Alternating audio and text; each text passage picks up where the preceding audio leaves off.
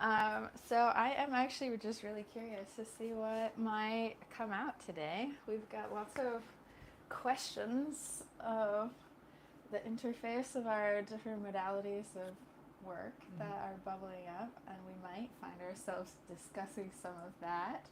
We often find ourselves discussing some various relational curiosities, experiences. What is happening with your body right now? Well, right now, as we were moving from this room to this room, my body went, oh, something's about to happen. Ooh. So I was like, Yeah. oh. Otherwise, I can feel like there's been a series of really strange, violent, upsetting dreams for 2 weeks. Oh, okay. And it's been kind of hijacking the nervous system in a subconscious place where I'm a little salty about it because I'm like... Salty about the dream world coming at you? Yeah. Okay. Because I'm like, okay, in conscious, like, I can take these things, feel through them, hold myself, and they're not having this kind of impact. And then the dream is coming in, like, undermining this capacity to stay, and it's got me a little salty. I get that. So I've noticed that as that was happening, I was having hormonal stuff going on, like a lot of skin breaking out, and just skin not repairing, which is kind of a weird... Okay. I can actually feel... a slow down of the healing process. Yeah, like I can feel the texture is not wanting to... Okay. But something's happening. And that's actually, I've been kind of having a similar... skin healing delay sensation. What is that? Yeah, it can be definitely... Well, you were bringing up hormonal kind of fluctuation can definitely have a big impact on skin stuff. But maybe it'll talk to us and tell us something interesting. Yeah. As we get going. Anything else in the sensorium? I can feel a root instability or a kind of a closing of the root a little bit and holding. Okay. And I think with the emotionality, kind of waking up in the morning from these dreams that have been somewhat alarming, there's the root's really trying to hold to compensate and hold structure. When you start talking about the root, you're gesturing at the heart level. What's happening? So let's see. Let me try to connect it.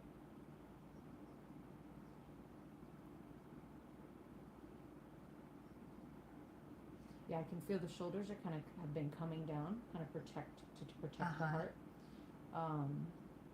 There's a bit of a bracing happening that's even going like around.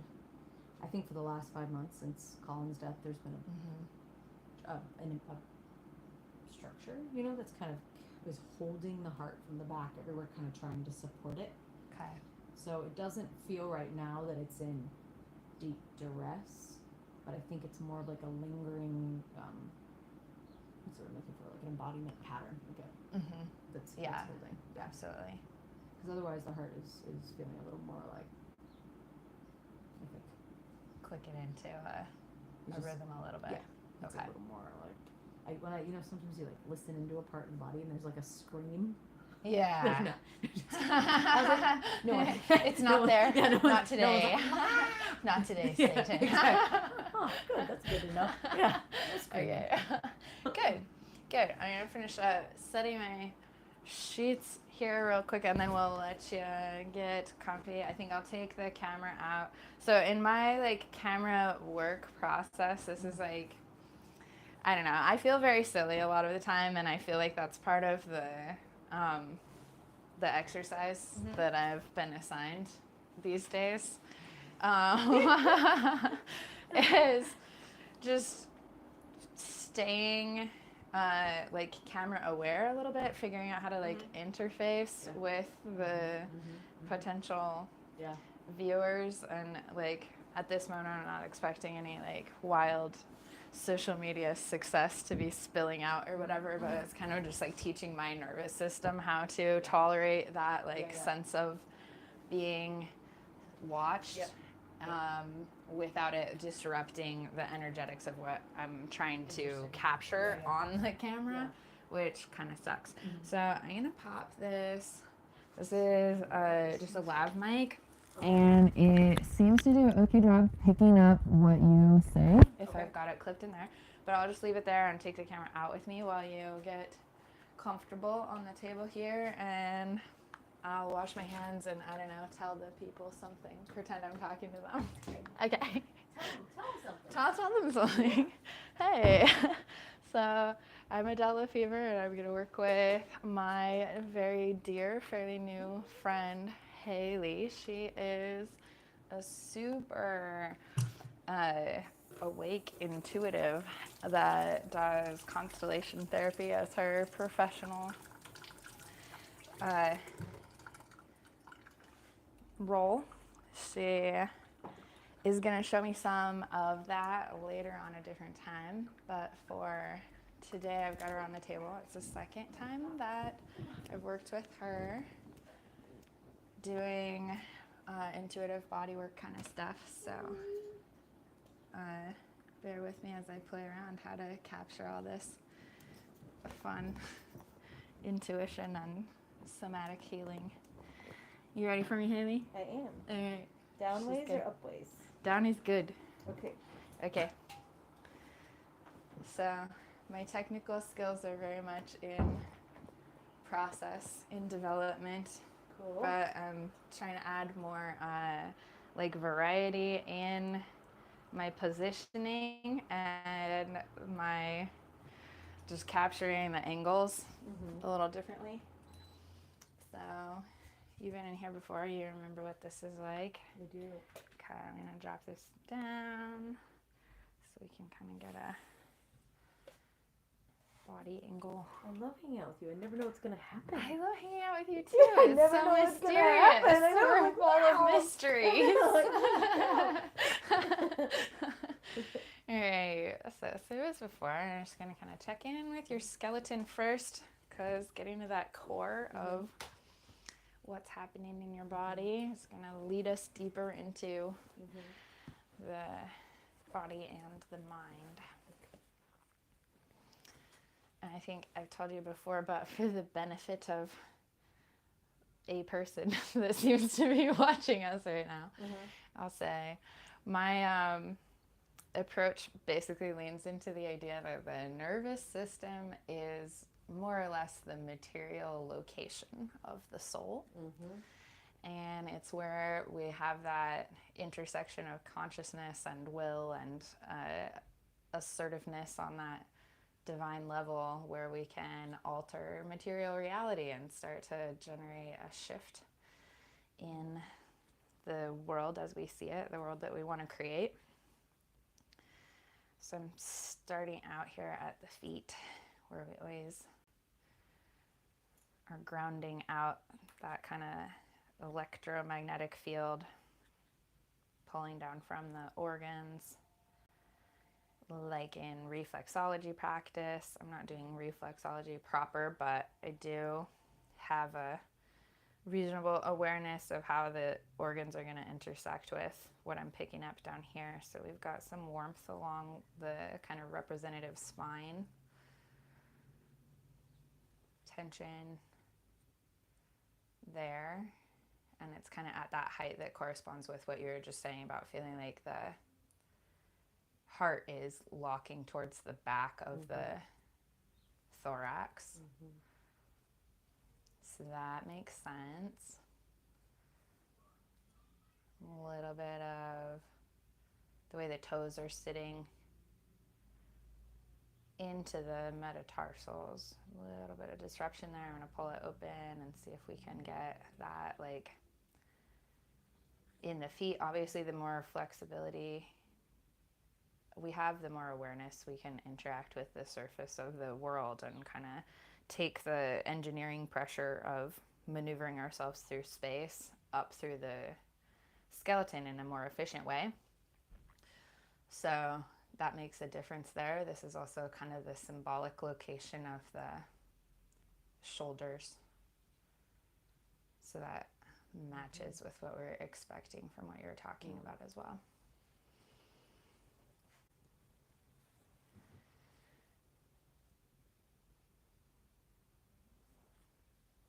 on a content production level, my understanding is that people like it when we talk more. I sometimes fantasize about, like, if there was somebody actually running the camera and moving it around, they could really get some cool shots of like what's changing in the tissue as we go. But I really just am not at the point of having the cognitive headspace to maintain my awareness into your body and also like metabolize the visual for other people at the same time. So maybe one day. Would you like me to be verbalizing more? You definitely are free to verbalize whatever comes up for you, and we're just exploring our overlapping experience. It's like what's so fun and fascinating with this friendship as it develops. My instant perception is the gratitude for support and feeling into the sense over the last few weeks that I've been really giving a lot of support. And then being like, oh, there's these places that I've designated where I'm willing to receive it, or where I feel like I can be supported, and there's places where I am like, I hear that. And I'm like, And we kind of have to do that, right? We like make these compartments where we expect to be in one energy state or the other of like giving or receiving, leading or following, like that we like that clarity, and the body actually really likes the clarity of which state to move into at a given time. Well, and that's something I've been just kind of exploring or observing as it's being explored, where there's certain energetic relationships where I'm not willing to receive their reality construct. And there's like a kind of a brace against it in my being that's like, nope. Right. And that creates a like right. And I think especially when you're like when you are personally operating from a really high level of awareness of the energetic fields and tracking that in a way that like other people are not necessarily picking up, the cost of opening up to people who are less energetically organized than you, even for support, can be like more than what you get back from them. Well, and I think sometimes, and this is a fear positioning, but there will be a question mark around trusting not only whatever that the support is going to be viable, but also then trusting that one to manage their own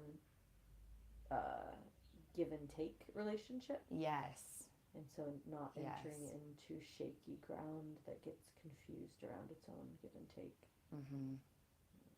Right. I think there's a lot of big conversation happening now about the idea of reciprocity and like the need to return to deeper level of community and to be able to like offer and receive more fluidly, more effectively, how to do better communication around those ideas of asking for what you need, offering what you can share, all these things that like really in the scope of human history, that the patterns and protocols that people would have been able to just internalize and rely on in the body and be able to go back to the instincts to replay scenarios that already worked in a given way, and all of the figures in your little role play on the plane of reality are like operating more predictably as characters. And now I don't know if it's more the element of how much variety we're expected to metabolize as individuals, that we're like DIYing every facet of life, whereas those roles would have been a lot more distributed in the past, right? Like spread out among the village. Defined and distributed. Because everyone in the village was aware of the role of everyone. Right, and it was obvious. And like some of the roles were so obvious that it just was like, you have the hat. We like bring up this metaphor all the time of like, I'm changing my hat, I'm putting on a different role. But we really, like, we did not grow up with the benefit of having that like really basic cultural technology of just being able to look at someone and tell who they are and what they're there to do. Other than like uniforms maybe and in certain settings, but so much of our lives we're just having to guess and not only not given the visual cues of who is who and what they're doing, but expected to actually ignore a lot of the visual cues that are like on an evolutionary level important to us. Give me some examples. Just like physical exterior traits, right? That like if for most of human history you could tell who was more likely to be supportive of you based on their hair color, their eye color, their skin color, their like shape of their face, right? Now we're requiring ourselves to ignore all of this information that like genetically it's still embodied as important information, but we're supposed to not experience it as important. But we haven't replaced it with other useful clues. Well, I love that, to really frame these things as like, okay, so we're spiraling around to the same story with greater awareness.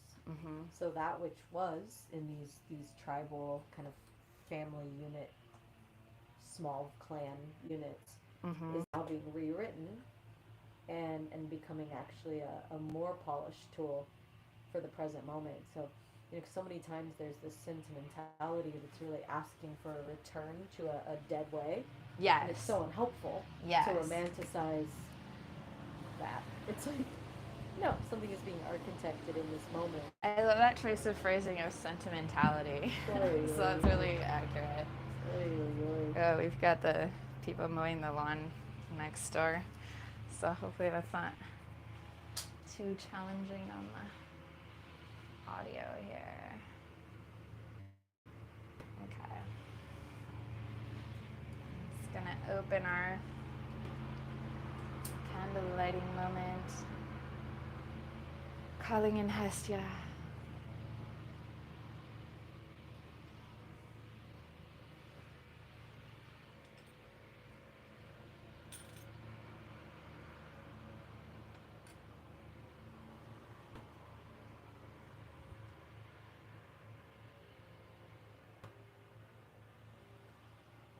I feel like the lighting is kind of weird.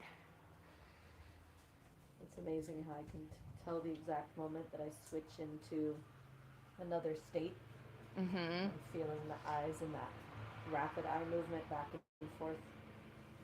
There, right, left, like a recalibration of entering a new state. You have had a lot of practice with that, yeah? Yeah. How? Okay, I'm curious. What was the beginning of your experience with like meditation, trance, like all these different access points into consciousness modulation? I was having these experiences when I was probably 7 to 10. Yeah. That would be outside of time and maybe ecstatic states, quiet ecstatic states.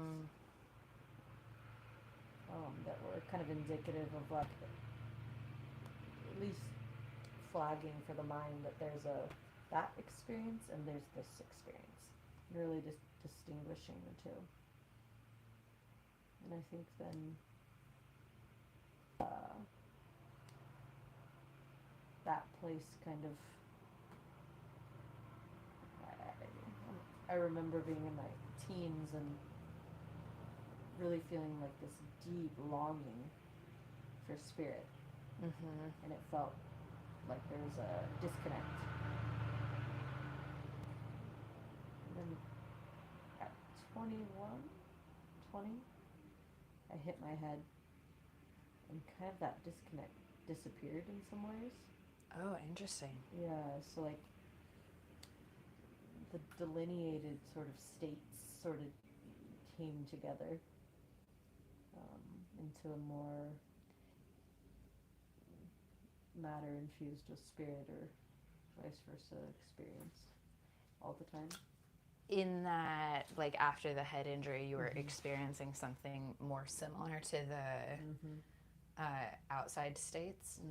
It's or just very, they were the lines between them were indistinct and they were muddied and I would just kind of switch in and out. And Yeah. I think that's probably where meditation started to arise spontaneously.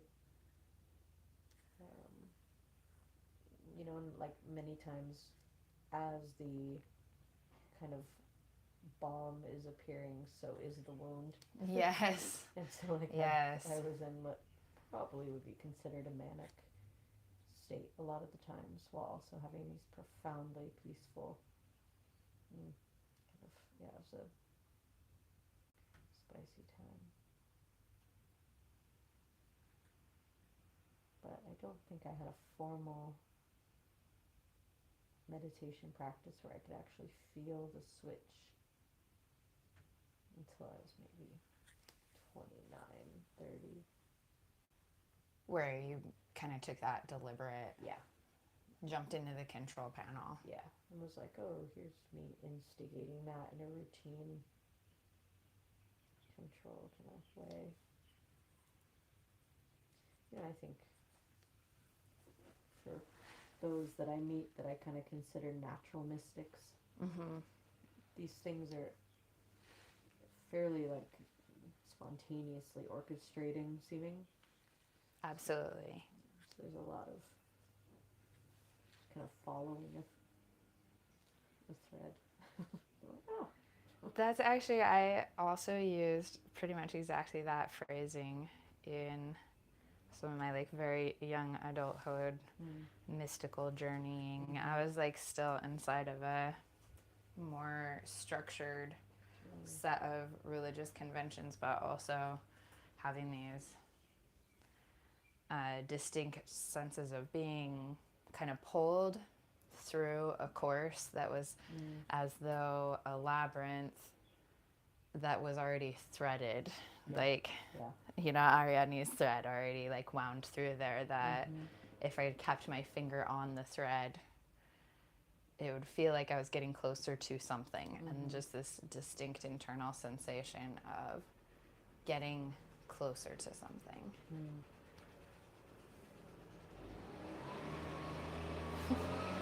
Wow, they just came right into my porch, just like a leaf blower. That's not normal. They're usually locked out.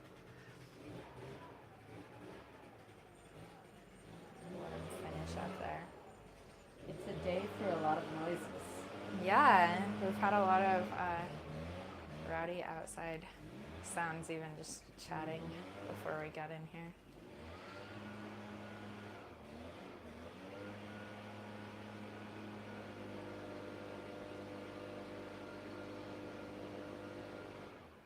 So we've definitely got what I would, on a tactile level, describe as some crunchiness going on through. These are the rhomboids between the scapula, the shoulder blades, and the spine. And they are really a classic place to see that little bit of structural distortion that you were describing with the heart going into a protective space. Then we're going to drop the head of the humerus of the arms. We're going to kind of tend to wrap that around. So I'm pulling that out and extending it and lifting it away and kind of guiding, because we've got that connection where the upper end of that bone is in contact with this corner of the scapula. So I want to give it a chance to shorten back up in this space and restabilize there.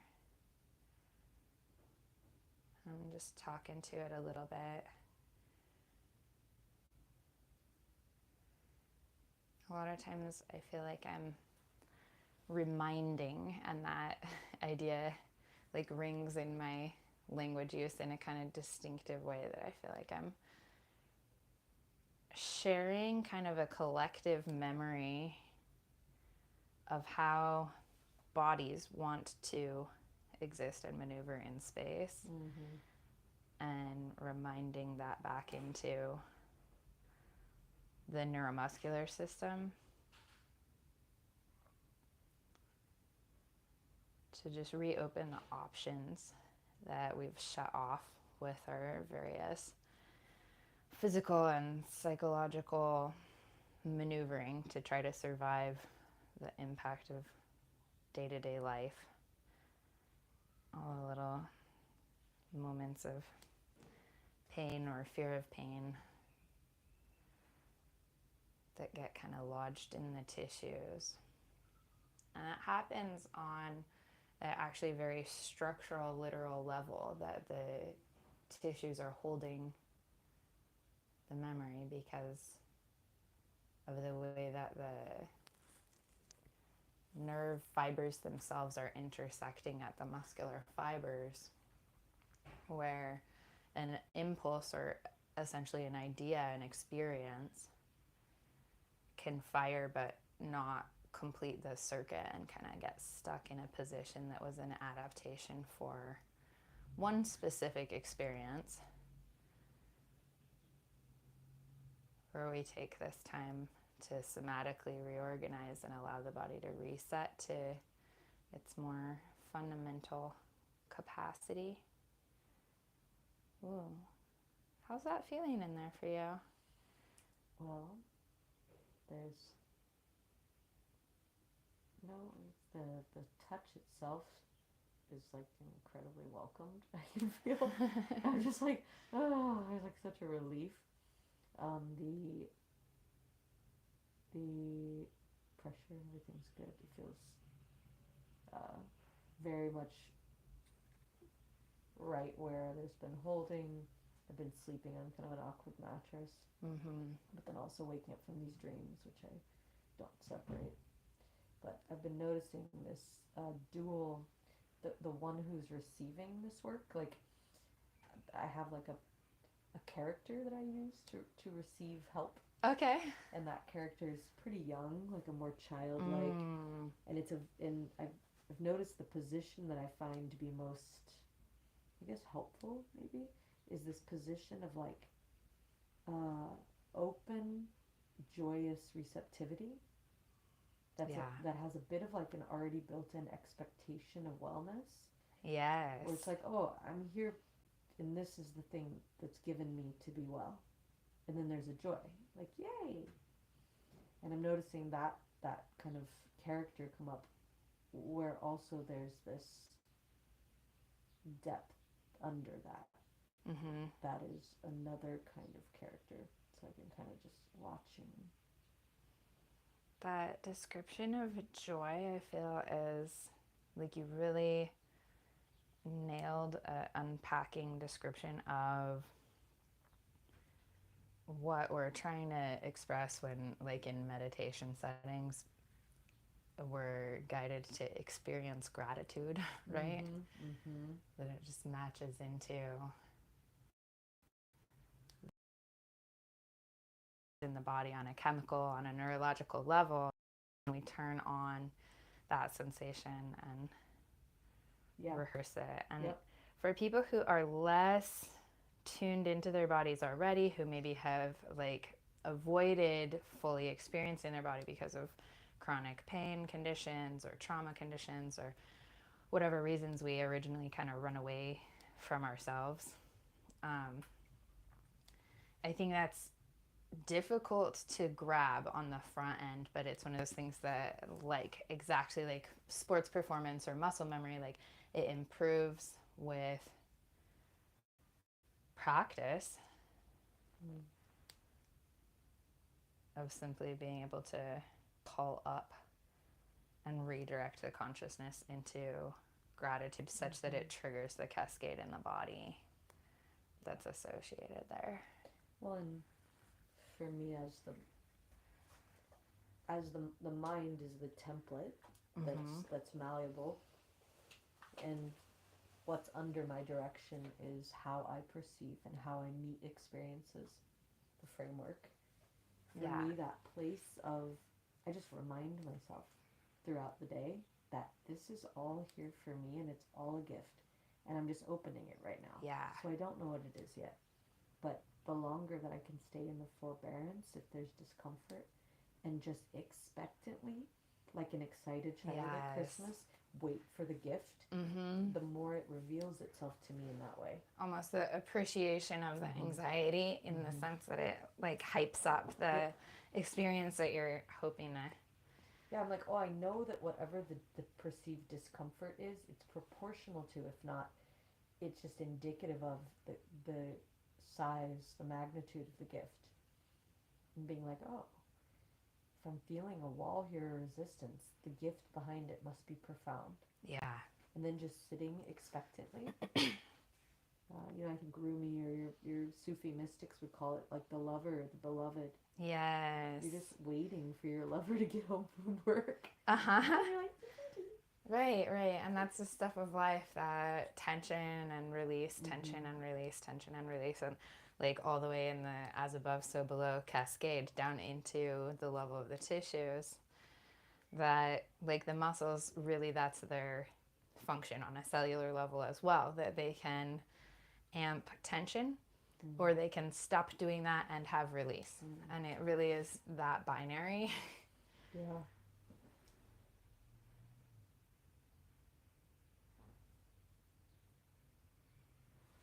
Do you notice one side more than the other on this shoulder stuff in your day to day? I think this is the one that's up, that's been bothering me. This the right one has been. But I also felt a strange kind of, in my mind's eye, if I were to paint draw the two shoulders, the one on the left would actually be much more, there'd be more space in it. And the one on the right is lifted and contracted and smaller, like in a smaller space. But the one on the left has like, it's all the way down to the lower back that there's like alignment stuff. And this one feels like right up there is where everything's held.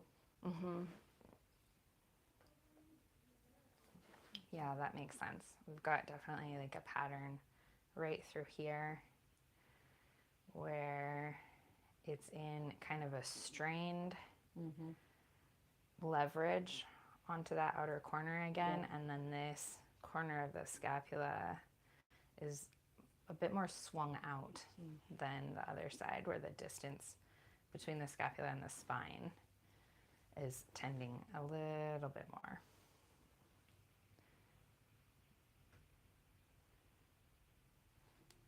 One of these sides got popped out in jiu-jitsu.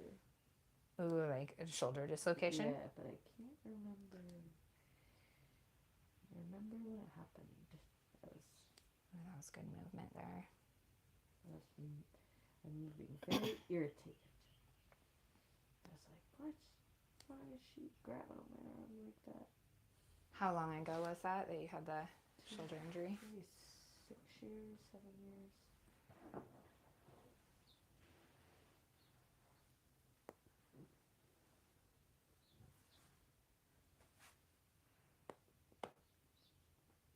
Just putting some traction on that shoulder.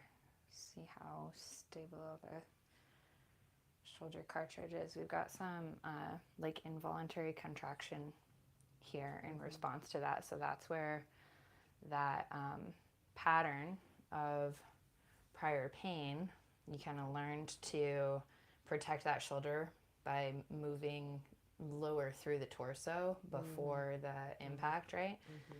So I'm going to just keep going through here.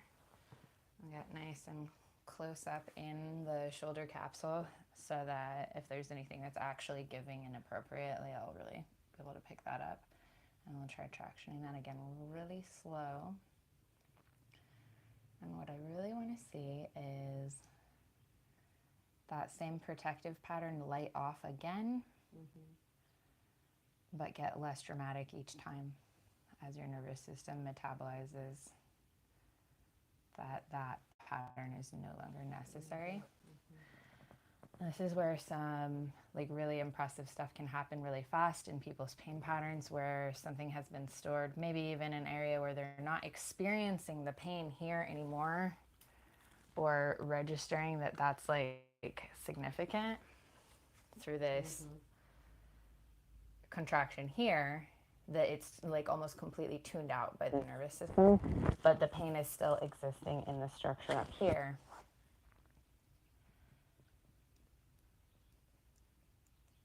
And a lot of times it ends up being kind of self-compounding, where continuing to do this preservative mechanism is what's dragging the shoulder out of placement, or preventing it from hitting that final level of strength rebuilding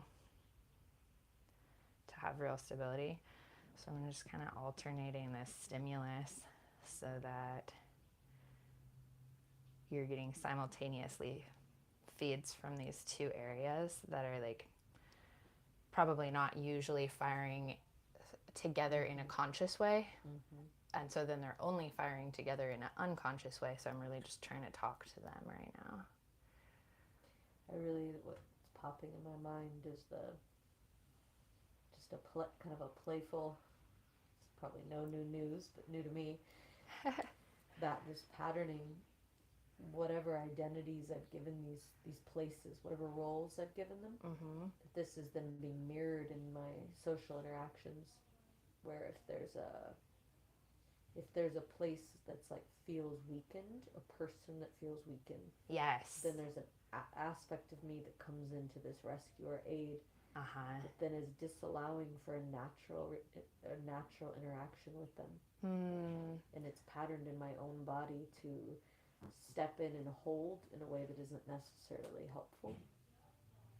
And I like that it's right where you're touching, like that back of the diaphragmatic band or ring. Yes, exactly. That we're into that region of that third chakra control.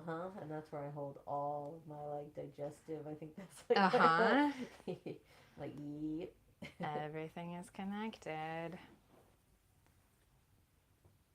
I want to just come back into symmetry a little bit and let both sides kind of feel their relationship to each other around the spine here.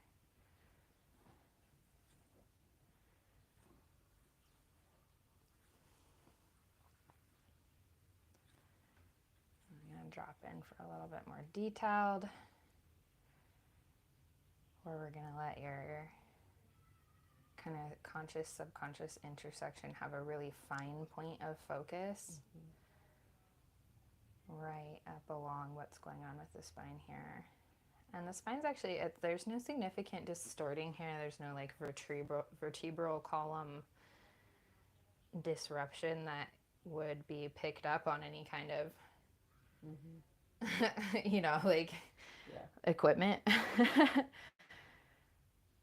But we've got a bit of a buzz where there's like a line kind of running this way, where as I'm going across it, I'm getting like an electromagnetic feedback.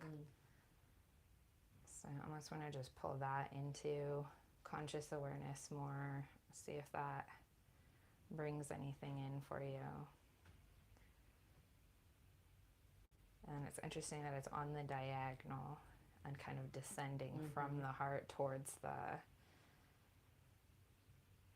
solar plexus region.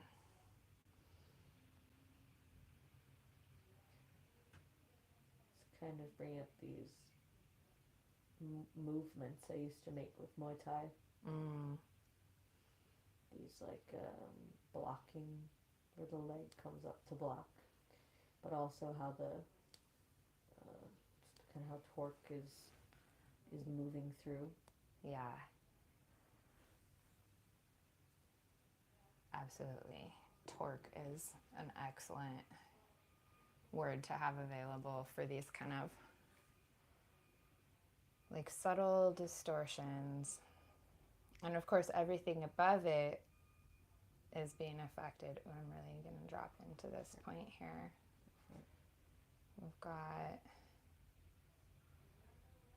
We're still in the rhomboids. It's rhomboid fibers. There's a little bit more guarding right down there again. Did you feel that? So that's making me a bit suspect that the subscapularis muscle, that's like actually between the scapula and the rib cage,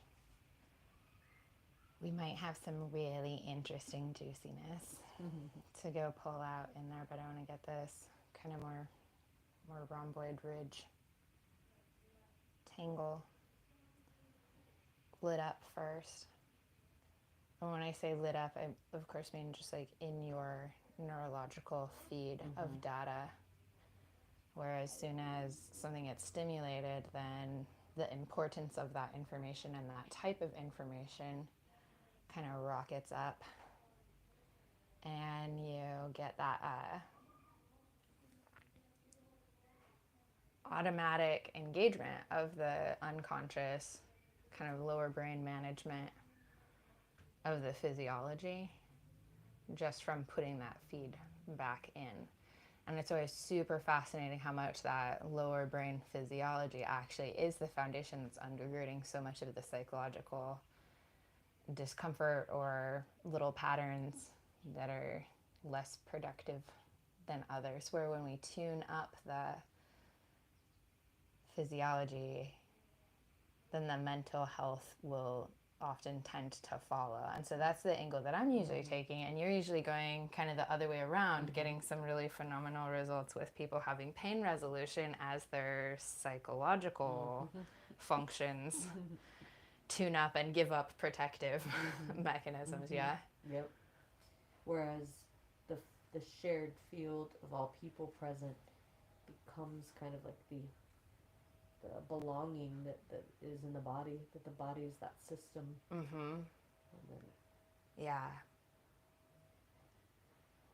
Yeah, I'm super fascinated to play with that, with just that picture of using the shared field and the generated like electromagnetic, spiritual, numinous intersection between all of the people and the like mirror neuron feed on that in the larger group, especially because I do a lot of play with that, bouncing something between me and one other person, where maybe there's a pattern existing in their body and I have that like practice and attunement to pick up that pattern that they might not be able to find for themselves, and then kind of move it actually into my body and let them have the experience, like for the benefit of their mirror neurons, of watching me move their existing pattern back into a more stable functional pattern, and then kind of triggering on a neurological level the concept that they could just change that now, because I can just change it. And it kind of creates that sense of faith. I think that really underlies like what historically we've described as faith healing, essentially, in that if I already have touched 1,000 people, and so I know that this thing could just stop being in a state of hypertension and give more release to a joint or to underlying organ or whatever, that it's so much easier for somebody to believe that they could figure out how to undo a pre-existing pattern if I can do it for them first. it's borrowed faith. Yes, exactly. I mean, I was just discussing this with a friend yesterday. That was great. I get that. Ooh, Oh, yeah. There's this teeny tiny bit more. There we go. Yeah. Yay. Yum. That was a good one. Where we were just discussing how the therapeutic container, and it how it's not necessary for that to be formal, Right. or conscious. Of course. It's a little strange for it to be formal, actually, Yep. like where Yep. we are in history, like we didn't used to have to or that like strategize it this hard. kind of the old adage that's like, if you become who you spend time with, or you know, this idea that if you're attempting to release or shift something or change or surround yourself with those that have mastered, and then you're actually, my perception of it is that there's a sensing into a completed arc in another person. Mm-hmm. And then your nervous system has a sudden realization that the motion it's desiring is possible, the movement or the Right. state change. Right. The nervous system, and then, of course, as the nervous system is the intersection of communication for every other system, then these other systems suddenly get this potential, this realization that an adjustment of function can happen. And like we're talking kind of generally, but like when I see it happen, it's very specific. It's an actual small group of muscle fibers, a fascicle of muscles under my fingertips that just jolts from one location to another and stops being bound in an inappropriate engineering architectural structure. That's very much how I perceive things in the constellation field. Mm-hmm. There's a shift, and it's felt. It's an epiphany that's happening in the shared field. So it can be accompanied by a story or not. Yeah. But it's a catharsis that's felt by a majority of the consciousness, and then nothing's the same as it was. And it's a very, there's a word I'm looking, efficient movement. Yeah. Catharsis is so great. I love that choice of term. And again, just like jumping into the mechanical somatic symbolism that's like woven through all of our ability to verbalize and process our emotional information. Also, like catharsis being literally the provision of a pathway for pressure to flow out in order to reduce the pressure on a fluid-filled organ of one kind or another.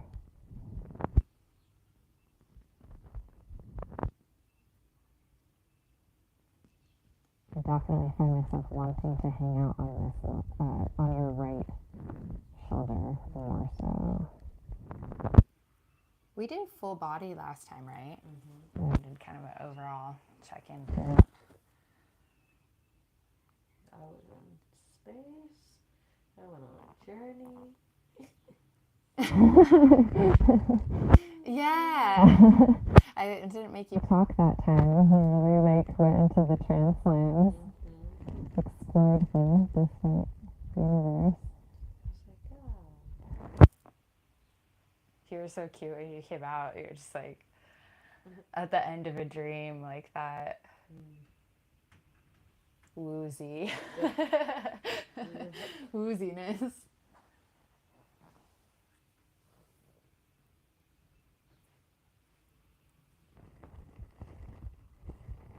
And thanks for letting me video this stuff. Thanks for letting me guinea pig. Uh-huh. It's my favorite. My favorite pig to be. Yeah. I haven't done a lot of videos yet this year of in clinic because I've been teaching and I've been videoing all of my classroom sessions. I'm just kind of figuring out how to intersect with the camera a little bit for that, but mostly to just capture it for my students so that they can kind of revisit, replay the material, make it easy for them. And then I've been working on these hypnosis tracks to guide embodiment into deeper awareness of the systems of the body and even give some reinforcement of vocabulary terms as, again, for students to have just that really easy access point where it's not that cognitive effort study, but that they're able to just close their eyes and lay down and create that internal transpositioning to drop the information and the vocabulary terms deeper into the body. I always, with my students, talk about that we're writing the book into the body, that the book is just the book. It's just, somebody picked out what paragraphs and what topics to address in what order, and like it's useful as we approach the potential of examination, but that they're not going to be pulling out the book in the middle of their treatment sessions. They're not even going to be pulling out the book in the middle of the exams. And so the effort of slowing down just a little bit that cognitive experience to make sure that it drops all the way into the body gives that resource of the body as the book, where the body literally is there and you can jump into the massively more resourced subconscious mind to access all the same information and just not have to work so hard. So anyway, I've been working on that, focusing on that, but I feel like since the last time I videoed a session, I am a lot more comfortable with just the kind of like cognitive effort involved in being aware that there's people kind of popping in and looking at us every few moments, like just for a short little burst, most of them. And trying to be like developing my awareness of what they're seeing and just kind of looking into the camera, letting them feel a little bit more included, because that makes a big difference on delivery, making it more accessible to people. So thank you. I find that interesting with, I kind of have a related experience with different consciousness entering the constellation field, popping in, popping out, and watching the field kind of adjust, and watching how these new data sets, the shifting data set, really is producing something different. And for me, somatically, I feel the being suddenly aware of another perception of a being inside of my body, essentially, as I'm holding the field as the body. It's so fascinating. And, even when people walk into the field, I'll say, okay, I want you to walk as if you're walking through butter or jello. Yes. Because I'm feeling you as if you're walking through my soul. So please, slowly. Go delicately. So that I can track the shifts and the adjustments that the field is making around that one. Yeah. I want to do some, like, I want to do everything. I want to do some experimentation on basically like energetic awareness, focus, presence. I don't know, like pick up your vocabulary about some of this stuff. And ooh, that zipped right there. What's that doing? Yum. Ooh, it's just going and going. Cool. But I want to jump into some of your like field-based perception and like move it in and out spatially from the body, like in other sessions. Right now I'm like kind of doing the like lowest effort cognitive stuff, where it's like my hands basically are trained to just cruise this way, and I'm not having to like strategize your treatment all that much right now. And so I'm keeping a lot of my headspace free for moving the camera around, attending to our conversation, etc. But it brings up a lot of curiosity for me of like, if I was just in quietness and we're like doing much more subtle signaling to just feel what it's like to move our consciousness around in a shared way, like in and out of bodies.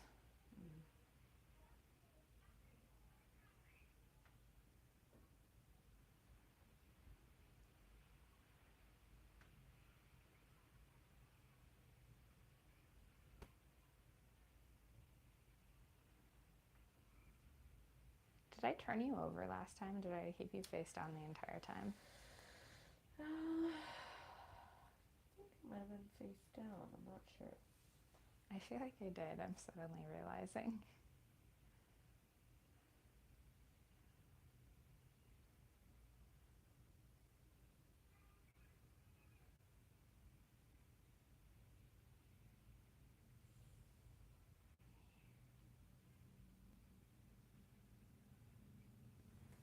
one of the things that's so,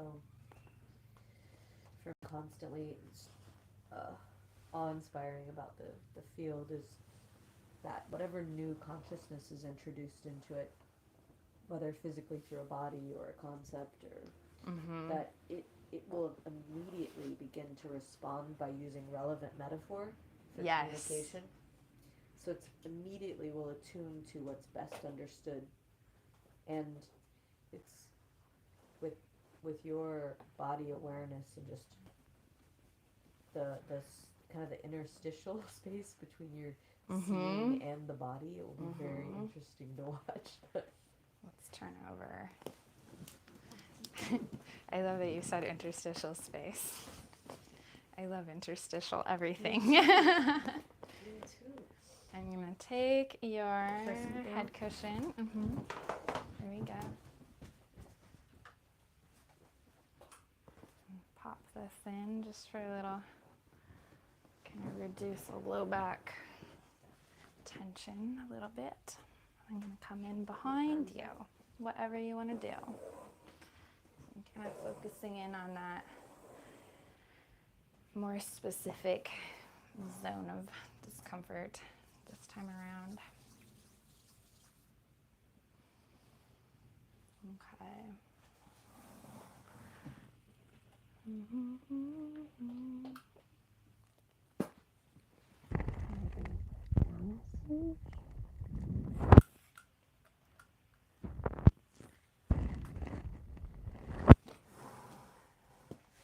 Okay. I'm like, it's the whole experiment, how to even predict when I'm going to be in the frame and everything. Yeah. Put a GoPro on me. You just go in and out like the patient's eye view. Yeah. I do have actually a really cool that little magnetic camera. Did I show that to you before? No, I don't think so. Maybe. I have a couple of sessions that I did, and they're not all that well designed or written or whatever, so they just exist, and it's just this footage. But it's like a GoPro, but the camera itself pops out completely, and it actually will magnetize straight up into that light fixture and give a like 360 room view, basically. Yeah. Yeah. That's cool. It's really cool. Turn the TVs off.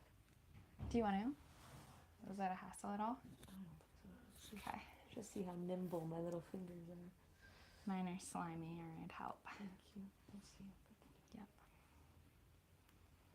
Oh, I might have spoke too soon. It's okay. I can move around them. Some Really? people leave everything on. Really? There's, a few strokes that will be a little less smooth as I hop, but it's not like it stops me from anything.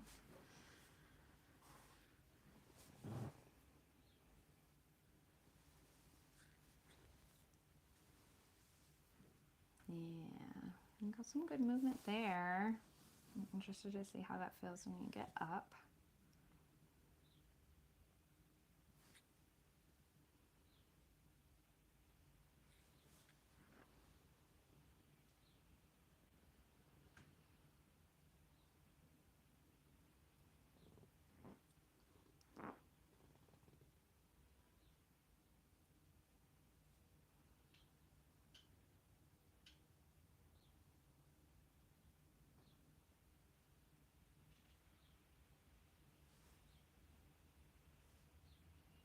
I'm getting that same little electrical feedback that we were getting from the back of the neck too. So that would have been right about here. So I'm kind of expecting there to be like a line between those 2 points. Yep. You pick that up? Mm-hmm.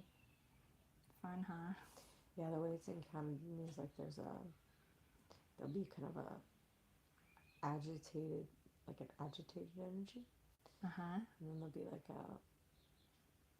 I can feel just like a disturbance in something wants to protect, or actually exactly. an awareness comes up to watch more carefully. It's like, boom, it's online in a different way.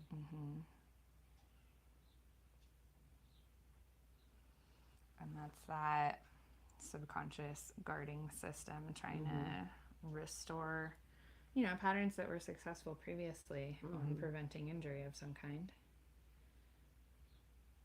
But they're still activating now that the threat is past. So I'm actually just kind of hanging out. I'm not doing anything all that particular on an energetic level. I'm just hanging out, allowing those nerve endings to receive that stimulation and acclimate to the fact that they can be stimulated without danger now. So it's just that pure holding. Yeah, I can feel it when I do it. It's like, Yeah.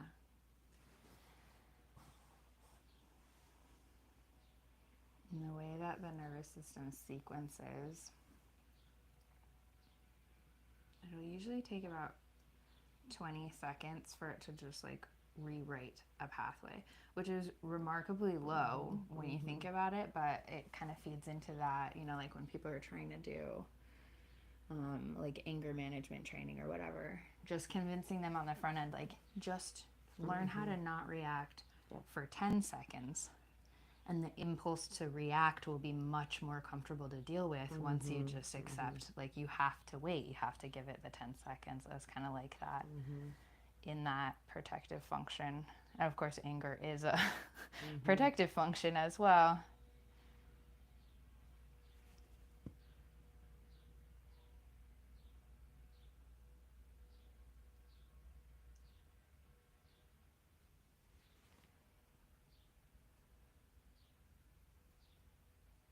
There you go. Getting some give.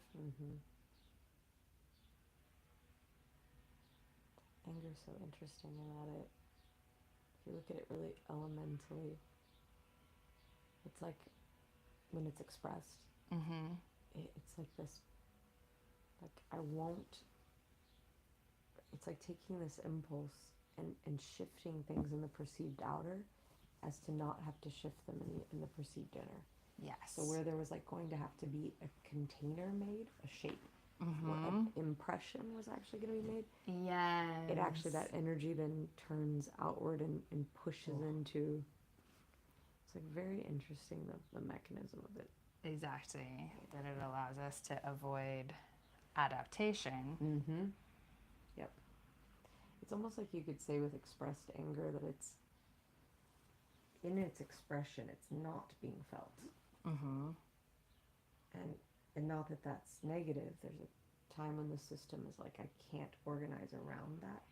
I'm not willing to, or it's not best to. So so I that it is purposive.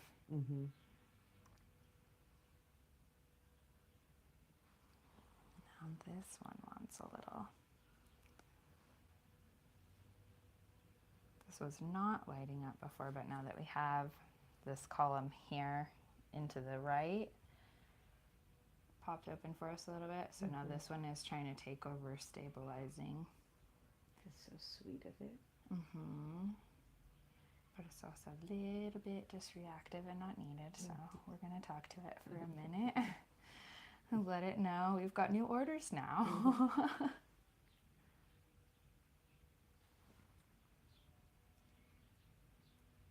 I do this a lot, like just completely meditatively. I've had enough like head injuries, neck injuries and stuff that I spend a fair amount of time wandering my focal point of consciousness through my own neck, much as my fingers are going through yours now.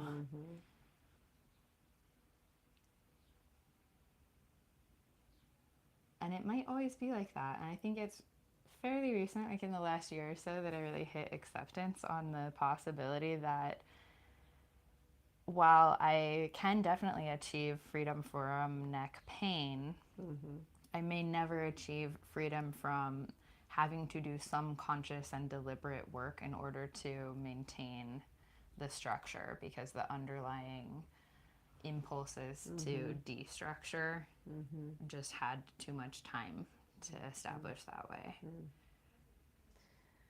can, yes, echo that. I have a kind of a practice that intermittently I do where I lay on very hard surface, Mm-hmm. and wrap up usually a small towel under my neck. And then I breathe into each vertebrae really deeply. Yeah. And as I'm breathing into each one, the neck Yes. cracks and pops and extends. Exactly. And I can usually get a pop out of every single vertebrae just by consciously Mm-hmm. breathing as if Breathing it had, straight into yeah, it. as if it had nostrils, and and I can just feel the length restore. It's kind of a wild thing. I've similarly been like, this seems to be something that just has to be done. Mm-hmm. To kind of pull it back into its, I don't know, if the tension builds enough.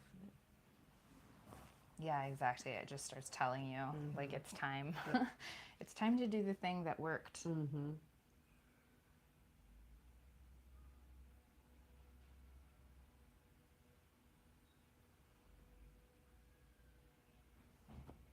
It's just so fascinating how you could even at like a meta level say that the body is organized around the self-concept. Mm-hmm. And where there's a momentary fear or a persistent fear and like a lack of self-definition, it hardens. Mm-hmm. So anything that would come in and challenge Right. the identity the body compensates for, right? Totally. Totally. I think that's it, like, plays into that key struggle that we're having in the mental health realm as well, of just like being on a societal level so depressed and anxious and kind of directionless, in that a lot of our traditional historical systems for feeding back to each other who we are and kind of correcting that self-understanding in the course of day-to-day life is like really destabilized right now. And like there's no way to get all the little nervous system feedback that we would have depended on to feel like satiated in our sense of self from like Facebook, Instagram, whatever, you know, like that we can take the edge off of the like cry for another or a reflector, but we can't really get the end result that the reflector would give us in a healthy structure. Well, and even how that can be a movement towards, you know, as there's this seeming, I don't want to even say that, but like you know, a seeming desire to escape from the identity being held solely in the body. Then there's this attunement that's kind of now seeking this more nebulous but more grandiose reflector. Yeah.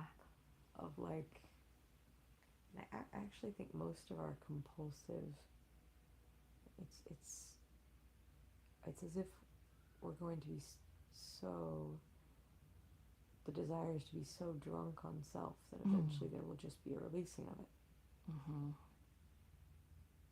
into a, you know, whatever, as this instability is deepening, there's an emergent stability that just hasn't surfaced yet.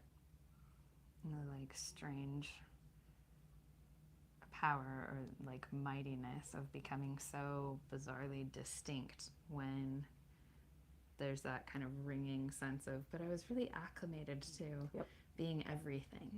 But now I have to be just this one thing, just something for right now. That's kind of uncomfortable.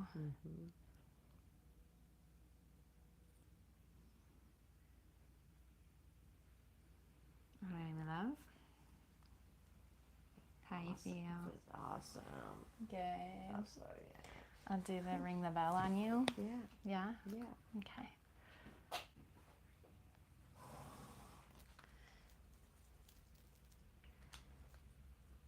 My fancy smell. Every time you smell it, it builds up your association to this sensation of closing massage, of being held, nurtured, releasing, tuned into your self-awareness.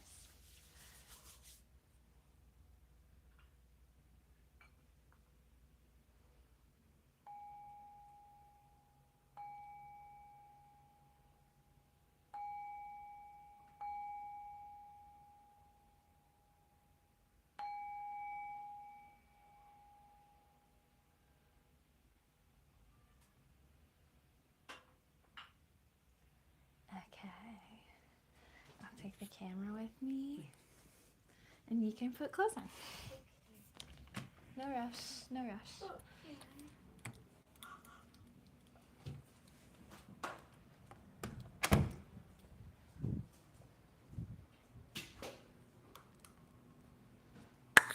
All right. Wrapping up here. So thankful that Haley came out with me to hang out and do some body work, some deep defragmentation on our existential experiences, on the somatic and intersectional field of reality. And thanks for joining us, all those of you who popped in for a moment or two or watched for a while. And let me know what I could do to improve the feed so that it's easier for you to watch. And we'll keep developing some topics and concepts that we can address from this kind of unique mind-body somatic angle. And we'll see you next time.